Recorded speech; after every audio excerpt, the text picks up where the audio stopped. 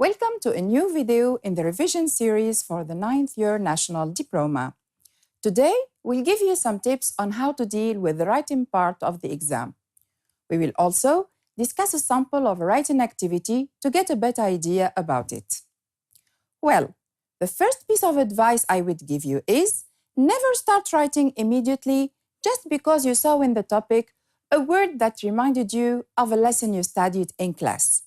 Always take a couple of minutes at the beginning to read the instruction carefully, as many times as necessary, until you understand it perfectly well. Then, underline the keywords, or let's say the most important ones. These keywords will allow you to identify the type of writing, such as an article, an email, a blog post, etc., the audience or the person to whom you will write, and the purpose of writing, for example, to convince, to apologize to someone. It's extremely important to identify these three elements, as well as the number of allowed lines before you start writing, so that your work will not be out of context. After that, make a plan for your writing. For example, depending on the instruction, you can have a plan like the one you see on the picture, with an introduction, a two-paragraph body, one about the advantages and the other about the disadvantages of the discussed topic, and of course, a conclusion. Once you have a clear plan, jot down your ideas on the rough paper without bothering much about writing full sentences. Then, organize your ideas to fit into your plan. You can, for example, organize them from the most general to the most specific, or vice versa. Don't forget to include relevant examples to support your ideas. After that, develop your ideas into full sentences, then into coherent paragraphs. And don't forget that you have to use appropriate linking words to connect your sentences and paragraphs.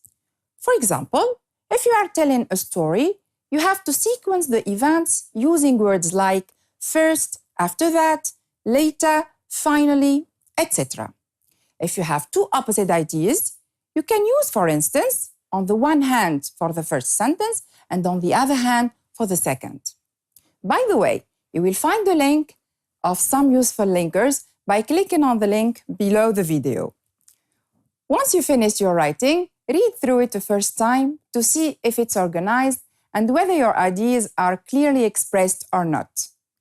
You can modify some sentences or remove them and add others if necessary. Another thing to do while revising your piece of writing is to change weak words with stronger ones. For example, instead of saying, "I think that pollution is a big problem," it's better to say, "I believe that pollution is a severe problem." Then, read again to correct mistakes. I'd like to ask you here to pay great attention to the use of tenses. Actually, this is one of the most frequent mistakes that students make. Don't forget to put an S at the end of the verbs in the simple present when the subject is in the third person singular. That's to say, he, she, or it. Check also that you added an S to the regular plural nouns. But on the contrary, don't add an S at the end of adjectives, even if they are used with plural nouns. Don't forget to capitalize when necessary and to use punctuation marks appropriately. Actually, this leads me to talk about the evaluation criteria that the teacher uses to give you a mark. As you can see on the screen, there are three evaluation criteria for writing. The first one is adherence to task and content adequacy. In other words, does your piece of writing answer the questions? And are your ideas relevant or not? This is marked out of 3. The second criterion is grammatical accuracy and lexical appropriacy, which is marked out of 2. This has to do with your use of language and the quality of the vocabulary you use. It has also to do with whether you make grammatical mistakes or not. Finally, mechanics of writing are marked out of 1. They include correct spelling of the words, capitalizing when necessary, and appropriate use of punctuation marks. And of course, you need to write clearly and neatly. Right. So, after having talked about general tips in the first part of the video, let's now put them into practice by dealing with the writing activity of the 2018 national exam. Here it is. Let's read it together. You believe that success is the result of hard work, while some of your classmates think that they can achieve it through cheating. Write a 10-line post in your school forum to explain that cheating doesn't help learning and to suggest some solutions to stop this nasty habit. Okay, do you remember what we said we should do at the beginning? Right. Read the topic as many times as necessary in order to understand it. Let's now underline the keywords to help us identify the genre, audience, and purpose for writing. As you can see, the first sentence is more like a general introduction to the topic. It's rather in the second sentence that we find the details concerning what we will write about. The first important detail is write a 10-line post. So, the type of writing is a post of about 10 lines. The post that you are going to write will be published in your school forum. This means that your audience, or the persons who will read your writing, are mainly your schoolmates and teachers. So, the language you are going to use will be neither too formal, like in a letter to a boss, for example, nor too informal, like a chat with your close friends. Now, what's the purpose for writing? In other words, why are you writing this post in your school forum? Actually, for two reasons. Number one, to explain that cheating doesn't help learning, and number two, to suggest some solutions to stop this nasty habit. Basically, you will have two parts in the body of your writing. The first, to explain that cheating doesn't help learning, and the second, to suggest some solutions to stop it. Here, it's possible to use some expressions like, I suggest that, how about or what about,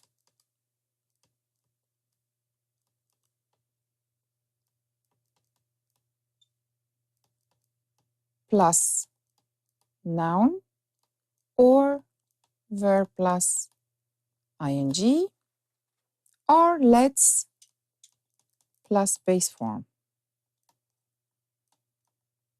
etc. So if we recapitulate, the genre is a post in a school forum. The number of lines to write is more or less 10 lines. The audience are your schoolmates, and the purpose for writing the post is to explain and suggest solutions. Good. So we understood the topic and identified the keywords that helps us decide about the genre, the length of our post, the audience, and the purpose of our writing. Now we are going to make the plan.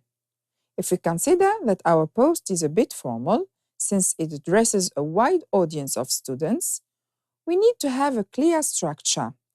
We can, for example, have a structure like this.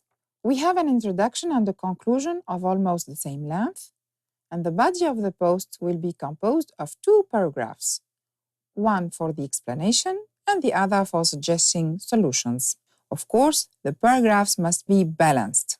After that, we need to jot down our ideas in the draft paper, then organize them. Once we finish jotting down our ideas and organizing them, we can start writing our post. Start by writing the introduction. This must begin with a sentence that talks about the topic in a general way. For this writing, we can, for instance, say, some students wrongly think that cheating can help them succeed. Then, we must write a sentence in which we specify the purpose of our writing and announce what we will talk about in the two parts of the body. Look at the example. This is why I'm writing this post to tell you how this nasty habit doesn't help learning and give you some solutions to stop it. Through this sentence, the reader will understand that there are two main parts in the post. After that, develop the ideas you jotted down into full sentences and use suitable linkers to connect them. Finally, write the conclusion. To sum up the main ideas of your writing without repeating what you have said in the introduction and body word for word. And please don't forget that you mustn't write your name, address, or school's name in your writing, even when it's a letter or a post, because this is considered cheating and it's severely punished. Once you finish the whole writing, revise it a first time to check that the ideas are coherent and well expressed. Check also that the sentences are organized and linked to each other. Moreover, try to change what we can call weak words with stronger ones. For example, in this conclusion, we can change the word clear and use the word obvious instead. Then, read your writing again and focus on correcting all types of mistakes. Of course, you'd better read it more than twice to make sure that you corrected all mistakes. But don't waste all time dealing with the writing part and forget to devote a suitable amount of time to reading and language. The last piece of advice I would like to give you is to write neatly and pay attention to the layout of your writing. Whenever you start a new paragraph, leave some space at the beginning of its first line. This is called indentation, and it makes your writing easier to be read and understood. All right, so this brings us to the end of this video, in which we gave you an idea about how to deal with the writing part in the exam. We hope that the tips we provided will be of great help to you in getting ready for it. Good luck.